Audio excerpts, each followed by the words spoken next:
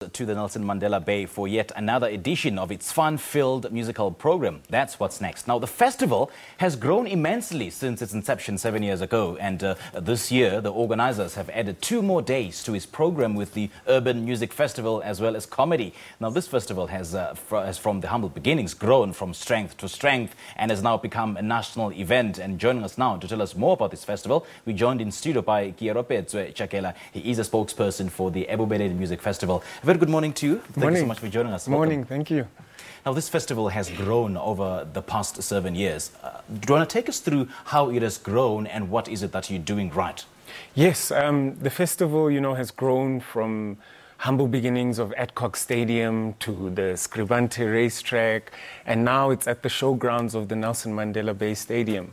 And the festival is now growing to 2 other events, the Urban Fest and the comedy, because we felt that it's important now to grow the festival and provide as much as we can for everybody and all generations. In as much as so many people love fun, they love music, they love to be entertained, but what is it, what's that X factor? What is it that you're doing right for them to keep on flocking to this festival? I think it's where we are located as well. There's the backdrop of the Indian Ocean, there's the wild coast, there's so many beautiful things in PE as well. So people come home, and what we want to do is encourage people from all over, not just people coming home to Eastern Cape, to come to PE, come listen to great music, come watch some comedy, and come and experience what Port Elizabeth and the greater Eastern Cape has to offer. And you've added 2 additional days to the festival. Why? Yes. So we wanted to grow the festival, and we wanted to also provide something for the new generation, the youth. So the Urban Festival is hip-hop versus gqom. You have both the Durban King, DJ Tira, you have Nasty C, you have Nadia Nakai, you have Sjava. So we're having a battle of hip-hop and gqom, and that's what we're trying to provide. And then on the Saturday, we're saying to people, relax, go to the boardwalk, go to the beach, and then come and watch some comedy. Celestine Dooley, Joy Rasdeen, Pop-Ups. It's going to be a really great weekend. Yeah.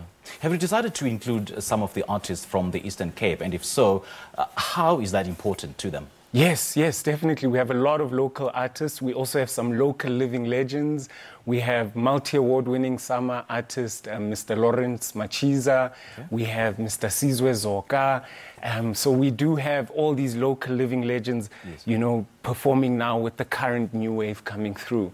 So it's fantastic. So are you quite happy? I mean, looking back 7 years ago, are you quite happy with how you've got to this point, and what is it that you're going to do better, and how you aim to grow the festival to be even bigger and better in the years to come? Yes, we are happy, but you can never stand still. You want to keep improving, you want to keep growing. One of our important things is local economic development. So we do have a lot of young people, a lot of interns that we work with who don't have experience. We give them experience in the graphic design, we give them experience in security, and all different types of things. We have accommodation, local businesses, we have local infrastructure, so we try and uplift the community as well through local economic development. Our goal moving forward is to just always learn and keep improving and making sure that we bring the best talent and also uplift the local talent coming out of the Eastern Cape. And for those watching the interview right now, how do they get to this festival and how much are tickets? Okay, you can get to the festival at the Nelson Mandela Bay Showgrounds. It's from the 28th to the 30th. The 28th is Urban Fest, 29th Comedy, and the 30th is the main fest. You can get your tickets at CompuTicket. They're all available, ShopRite checkers, or online. They're available at CompuTicket. And, one issue that people are so concerned about is the issue of security.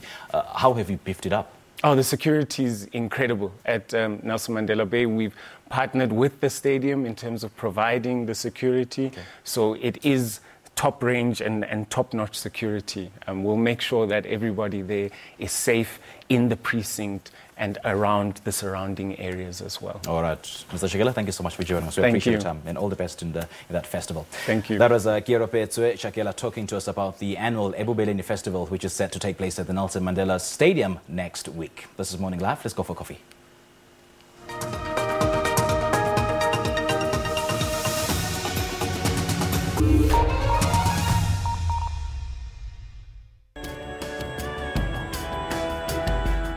To be part of the SABC SABC News team means tell an independent and impartial African story. I'm proud to be part of the SABC News team, bringing business news to the man on the street and the executive in the boardroom. We expose challenges faced by communities on a daily basis. It is to take you behind the headlines, to show you the faces, and take you to the places that make this country beautiful. And that's the power of the SABC, to go beyond the story. I am SABC News. I am SABC News. I am SABC News. And I am SABC News. Congenital disorders or birth defects are defined as abnormalities of body structure or function that are present at birth. Some of those defects, they can come as an isolated or they can be in combination with a syndrome.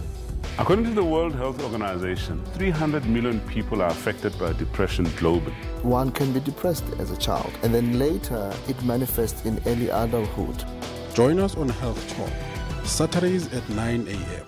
On Media Monitor, we leave no stones unturned. We don't have shared principles when it comes to media freedom. From the integrity of journalists to accusations of fake news. If anybody comes with an alternative view, he starts referring to it as fake news. We also look at the safety of our journalists while covering stories on the field. This is something that we're faced with daily, from journalists who say they've been physically or verbally attacked by community members. Watch Media Monitor, Sundays at 9 a.m. To be a part of something like this makes me proud. And I think that to be able to report the news in a fair, just, independent and impartial way is what the public broadcaster stands for.